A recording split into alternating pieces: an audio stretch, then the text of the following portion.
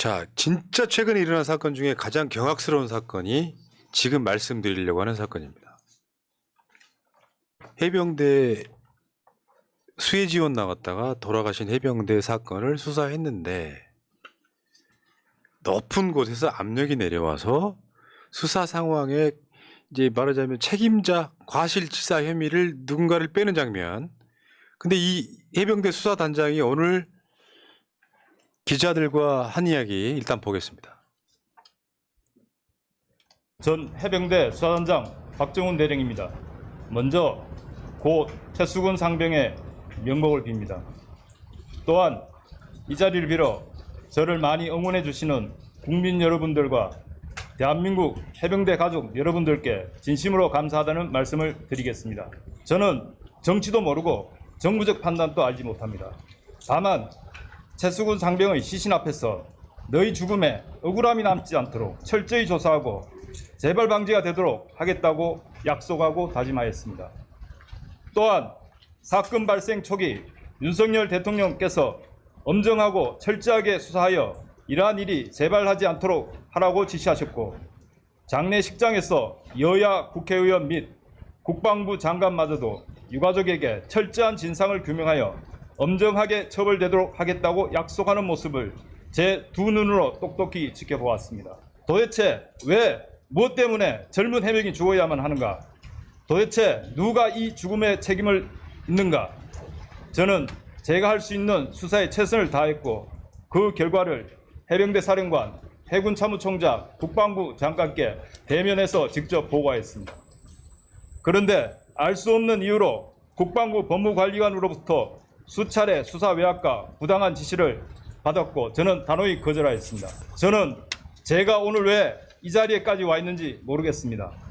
하지만 다시 그 순간으로 돌아간다고 해도 똑같은 결정을 하였을 것입니다. 대한민국 해병대는 충성과 정의를 목숨처럼 생각하고 있습니다. 저는 해병대 정신을 실천했을 뿐입니다. 오늘 저는 국방부 검찰단의 수사를 명백히 거부합니다. 국방부 검찰단은 적법하게 경찰에 이첩된 사건 서류를 불법적으로 회수하였고 수사에 외압을 행사하고 부당한 지시를 한 국방부 예하 조직으로 공정한 수사가 이루어질 수 없기 때문입니다. 존경하는 대통령님, 국군 통수권자로서 한 사람의 군인의 억울함에 외면하지 마시고 제가 제3의 수사기관에서 공정한 수사와 재판을 받을 수 있도록 도와주시길 청원합니다. 감사합니다. 마지막에 있잖아요. 충성 이렇게 한다. 아 진짜 멋있더라고요. 저분 보니까 그 생각 들잖아요. 유삼룡 총경이랑 좀 네, 비슷해요. 네. 보통은 이제 저런 식으로 외압이 들어와서 야야야 사단장 빼 그러면 충성할 텐데 군인 자존심을 지키잖아요. 내가 해야 될 일을 본인 스스로가 정확하게 알고 있는 거고 딱 정확한 핵심 포인트인 거죠. 윤석열 대통령이 명명백백하게 진상 밝히려고 했잖냐. 근데 여기 나중에 변질됐죠. 그러면 나라가 썩어가고 있다는 증거예요. 소위 말하면 십상시들이 윤석열을 둘러싸고 있다는 뜻입니다. 그러니까 직접 윤석열한테 직접 호소하는 거잖아요. 대통령께서 저한테 지시하지 않았느냐. 내가 진상조사한 게 진실이다 이렇게 말하고 있는 거예요. 그러니까 이게 보면 어떻게 보면 군대에서 벌어지고 있는 검경 수사권 다툼 같은 거죠. 결국 군 검찰이 수사단한테 그런 지금 같은 이런 외압, 수사 외압을 이뤄내고 거기에 대해서 이게 왜 수사 외압이 발생하느냐 이건 말이 안 된다 하고 들이받은 거죠. 어떻게 보면 약간 좀 일선 경찰 수사관 분들께서는 약간 좀 부끄러워하셨으면 좋겠다. 그러니까 오늘 처음 들으신 분들을 위해서 조금만 설명을 하면 뭐냐면 수사한 결과물이 있을 거 아니에요. 근데 이걸 올렸어. 국방부 장관도 오케이 했어. 그걸로 끝났어. 근데 그 사이에 변질이 되기 시작하는 네. 거예요. 그래서 올리고 나서 공식적으로 이렇게 할 겁니다라고 발표하려던 수사 브리핑 자료를 보니까 이게 늑장 지시 탓에 일어난 일이다. 그 최고 책임자로 해병대 1사단장을 지목하고 있었던 거예요. 근데 여기서 이제 각종 기술이 들어오기 시작하는 거예요.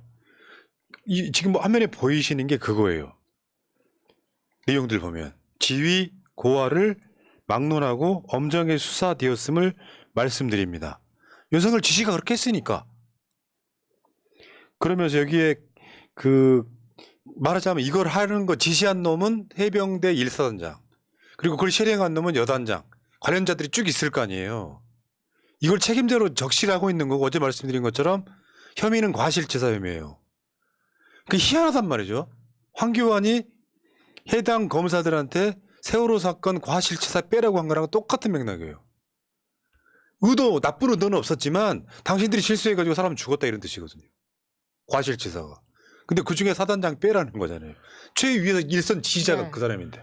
또 이게 이런 현상의 크게 문제가 뭐냐면 결국은 죄 있는 사람한테 죄 없다고 해주고 죄 없는 사람한테 죄 있다라고 맞아요. 하라는 거예요. 음. 죄 없는 사람한테 죄 있는 사람한테 죄 없다고 하는 건 그냥 100번 1000번 봐줍시다. 근데 죄 없는 사람을 결국 죄 있는 사람을 만들게 될 수밖에 없어요. 이게 이렇게 되면. 왜? 책임자를 빼줘야 되면 다른 책임자를 내세워야 되거든요. 그러면 또 어떻게 돼? 꼬리 자르기. 현장에 있던 야전 지금 그러고 책임자. 있어요. 네. 그 사람들한테 문제하겠죠. 이것도 일부 언론에서는 이걸 또 미담을 만들려고 하대. 다른 동료를 구하기 위해서 무대에 들어가는 바람에. 그런 식으로 사람들을 속이는 것도 안 좋고 죄 없는 사람 아마 그렇게 생각했을 거예요. 아니 우리 검찰총장이 엄정히 수사하라고 하고 뒤에서 검찰 차장한테 야 이거 수사 누구누구 빼 이렇게 하라고 하면 그렇게 됐었는데 왜 안 되지? 조인트 까고 전에 됐는데 왜 안 되는 거야? 유삼영하고 박정우는 나중에 윤석열 특검에서 좀 활동 좀 했으면 좋겠다. 진짜요. 씨발 진짜. 결국에는 그거 있잖아요. 안전장비 하나도 없이 빨간색 유니폼만 입고 수색하다가 사고가 난 거 아니에요. 내용은 복잡할 게 없어. 지금 우리가 보여드린 자료는 복잡해 보이지만 이 지시를 내린 사람이 해병 1사단장이라는 거고 수사를 해봤더니 이 사람이 책임자야. 거기서 내린 명령이야. 그래서 해병대 1사단장을 적시를 했어. 책임자라고. 과실치사 혐의를 적용을 했어. 발표하려고 했더니 사단장은 빼라는 압력이 들어온 거예요. 최고의 책임자가 그자인데.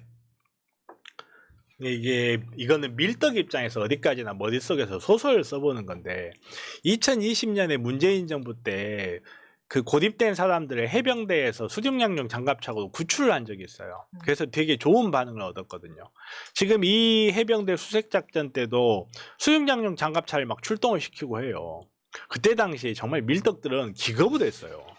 왜냐하면 수륙양용 장갑차라는 게 물에도 갈 수 있는 장갑차지 이게 배가 아니거든요. 엄청나게 막 급류가 막 나오는 이런 환경에서도 배처럼 둥둥 떠갈 수 있는 이런 물건이 아니에요. 그 수상에서 안정성은 배보다 떨어지는 거거든요. 근데 예전에 그 문재인 정부에서 이것 때문에 호응이 좋았지 하고 좀 어설프게 따라하다가 이런 좀 큰 사건이 생기지 않은가, 생긴 게 아닌가. 그 급류 아직 물도 안 빠진 그 상황에서 막 급류 내려오는데 거기에 우리 해병대가 장갑차를 타고 가서 구합니다. 이 그림 한 장 그리려고 그거 보면서 저거 잘못하다 저 수륙양용 장갑차가 뒤집어질 수 있다 이런 걱정 많이 했었거든요. 근데 거기에서 사고가 난 건 아니었지만 결국은 장병들을 부속품으로 쓴 거잖아요. 예. 자기네들의 어떤 공을 세우거나 혹은 뭐 여론전이라고 해야 그렇지. 될까요? 딱 그러다가 사고가 발생을 한 거라. 원래 그런 거지. 이런 것이 이제 언론에 막 조명을 받게 되면은 진급 요인이 되는 측면이 있어가지고 밀어붙였는데 여러 채널을 통해서 사단장은 빼라 이런 이제 압력이 들어왔다는 보도가 계속 나왔고요. 근데 확실히 이 수사 단장 이분은 좀 확실히 진짜 군인 같아. 진짜 멋있어요. 나중에 다 밝혀집니다. 해병대 전체가 욕을 먹습니다. 안 했으면 좋겠습니다. 막 압력 엄청 많아요. 국방부 법무관리관도 전체 혐의 내용을 다 제외하라 하면 이제 나중에는 어차피 지금 유가족들한테 설명을 다 했는데 장관한테도 보고를 했는데 어떻게 빼냐. 계속 반발하니까 결국엔 뭐 어떻게 됐어요. 항명으로 지금 수사를 받게 된 거예요. 그러니까 해병대 전 수사단장께서 거부, 나 못 받아 이렇게 된 거예요. 이거는 지금 항명 사건의 문제가 아니라 이거 점점 저렇게 되면은 이제 윤석열을 둘러싸고 있는 십상시들이 이제 골 때리는 상황 올 거예요. 한번 보세요. 직권남용 우려가 있다. 모두 그 압력들은 모두 부당하다. 법 규칙에 따라서 양심적으로 가자. 수사팀들한테 이렇게 얘기를 했다는 거예요. 난 못 뺀다. 양심상. 자, 여기서 핵심이 뭘까요? 이명박 청와대 라인이라는 게 있어요. 이명박 때. 지금 윤석열 대통령실에 들어가 있는 김태효, 국방장관 이종섭, 해병대 1사단장 임성근 이 그 라인이에요. 이번에 최수근 상병 장례식에 온 사람들인 거거든요.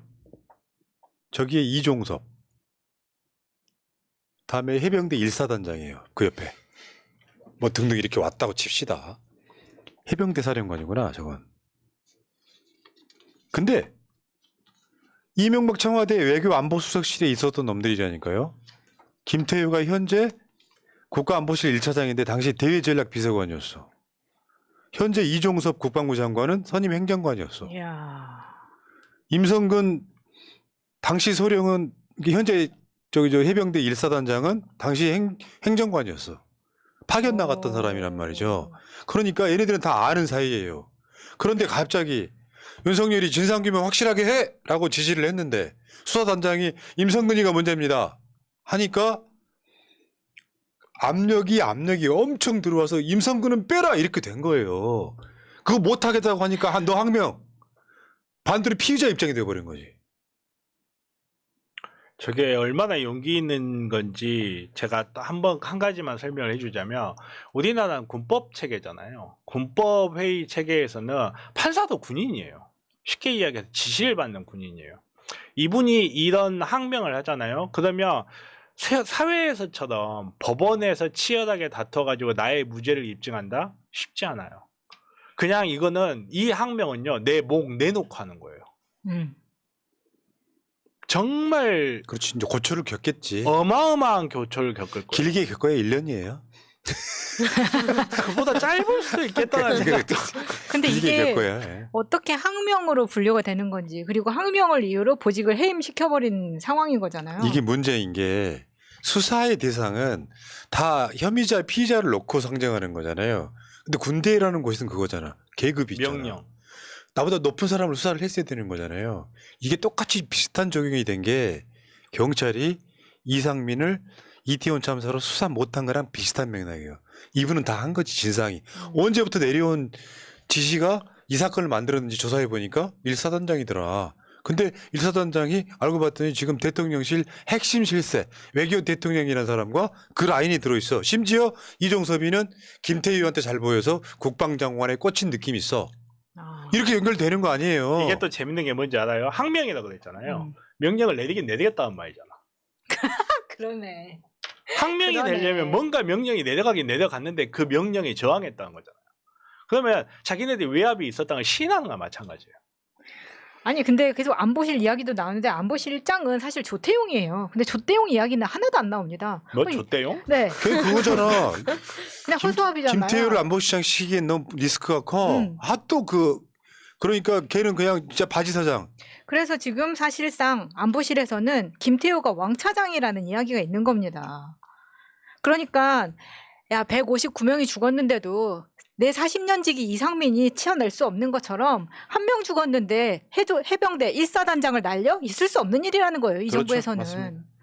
근데 국방은 이렇게 썩어가잖아요. 저렇게 되면 국방이 썩는 거예요. 우리가 저분한테 진짜 해병대네라고 박수 치는 것처럼. 근데 윤석열은 어저께 가짜 평화 뭐 이야기하면서 또 헛소리를 또 하더라고. 저 표정 한번 봐봐봐.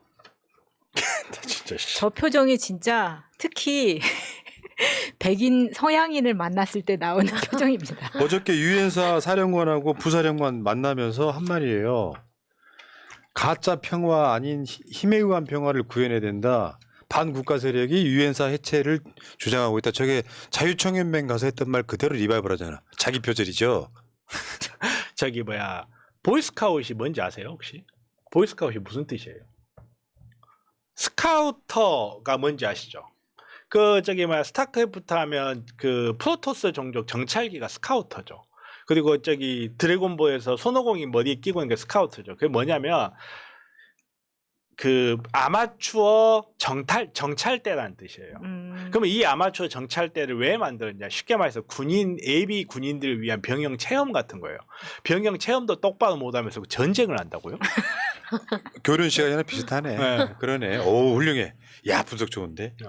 근데요, 문재인 정부에서 유엔사 해체를 주장한 적이 없어요. 언제 유엔사 해체를 주장했냐고. 그러니까 유엔사 해체도 말도 안 되는 소리고 이게 지금 보고 있으면 깝깝하죠. 아까쯤에 잼버리 이야기 다 지나갔는데 잼버리 하나만 제가 숟가락을 짜면 잼버리가 얼마나 심각한다는 걸 알 수 있는 게 뭔지 알아요? 잼버리 실패한 기사가 있나 한번 찾아보세요. 다른 나라에서. 해외 외신 어디를 한번 그렇지. 찾아보세요. 웬만하면 실패할 수 없지. 잼버리 성격상. 네. 그리고 잼버리가 이렇게 해외 외신에서 이슈가 기사가 됐었죠. 나온 적이 있는지 한번 찾아보세요. 윤석열 아니었으면요, 우리 이게 잼버리가 있는지 모르고 지나갈 네. 뻔했어. 도저히 망하는 게 불가능해요. 애기들 모아놓고 밥만 주면 되는데, 이거는. 그러니까 골 때리는 게 그거라니까요. 윤석열이는 저걸 지금 국방이 저렇게 망가지고 있는데 무슨 뭐 유엔사 해체하라고 했다는 거짓말을 하잖아. 그래놓고 이동관 지명할 때 나온 이야기. 윤석열 계속 그거 지금 여러분 유튜브 탄압하려고 하는 것도요, 가짜뉴스 잡겠다는 거거든요. 근데 스스로가 가짜뉴스를 엄청나게 내잖아요. 한 번 사과하지 않았어, 이자는. 이게 총체적으로 윤석열 정부의 문제라고 볼 수밖에 없는 게 그냥 주변이 딱 말 그대로 십상시에 둘러싸여져 그렇지. 제대로 된 정보가 안 들어가고 있다는 게 느껴져요. 경제는 기재부 추경호 그 라인에 둘러싸여 있고, 네. 국방은 이런 식인 거야. 야, 임성근이는 우리 식구야, 빼 이 새끼야, 이렇게 된 것처럼 보여요. 그러니까 잼버리 그러니까. 같은 경우도 우리의 역량을 보여줬다면 이러잖아요. 그러니까 대통령을 어떻게 보면 가스라이팅을 하는 거예요. 대통령 훌륭하신데 대통령 계속 가스라이팅. 아니 잼버리 사람들 엄청 좋아합니다. 애들 엄청 잘 놀고 있어요. 언론이 이상한 저 좌빨 언론들이 이상한 것만 써요. 그러니까 이동관. 제가 딱 구조를 그려보면 이 양반은 정말 뇌가 청순한 양반이다. 제대로 된 정보를 인지를 못하고 있구나. 국민들이 정말 가성고초 원성고라는 사실을 전혀 인지를 못하고 있고 모든 국민들이 나를 좋아하는데 언론들 때문에 문제가 되고 있다. 약간 좀 이런 식으로 생각하고 자기가 정말 뭐든지 다 할 수 있다라는 좀 망상 같은 걸 앓고 계시는 것 같아요. 말도 안 된다니까. 이게 진작 끌려 내려와야 돼. 지금 1년 3개월 기다린 것도 너무 심해. 솔직히 말해서. 그 사이에 김정은은 제가 지도에서 아예 서울을 가리키면서 공세적으로 전쟁 준비하자고 주장하고 있습니다. 그러니까 사실 저런 것도 보면서 많은 걸 느껴야 되는데 물론 김정은이 서울을 공세한다 망상이죠. 뜨기도 전에 다 폭발할 무슨 장난감 병정들 놔두고 뭘 하겠다는. 한데 입장을 바꿔놓고 한번 생각을 해봐야 될 수 있다고. 우리는 대한민국은 참수작전 하겠다고 구체적인 인물을 특정해서 전쟁 분위기를 만들잖아요. 한미연합훈련 계속 하잖아요. 그러니까요. 그러면 우리가 북한을 동등한 상대로 인정을 하거나 하지 않거나를 떠나서 같은 인간 대 인간의 입장에서 북한이 우리나라 수도 서울을 가리키면서 전쟁 준비하라고 하면 우리가 긴장이 되며 우리가 특정 인물 예를 들어서 뭐 김정은이나 김일성, 김정일을 가리키면서 얘네들 전쟁이 시작되자마자 목을 따버려야 되겠다 했을 때 북한이 느낄 불안감도 우리는 생각을 할 줄 알아야 되거든요. 인간이니까 그냥. 근데 북한이 저런다 하면서 비판과 전쟁 분위기 물론 그거를 옹호할 수는 없지만 북한이 저런 망상적인 행동을 하는 거 옹호할 수는 없지만 그걸 보면서 우리도 우리의 행동을 한번 좀 반성하는 기회를 가져야 되는데 언론 어디에서도 그런 지적을 찾아볼 수가 없어요. 새날 빼고. 네. 근데 내가 말하고자 하는 핀트는 정변하고 조금 달라요. 그런 의도로 저걸 넣은 건 아니야.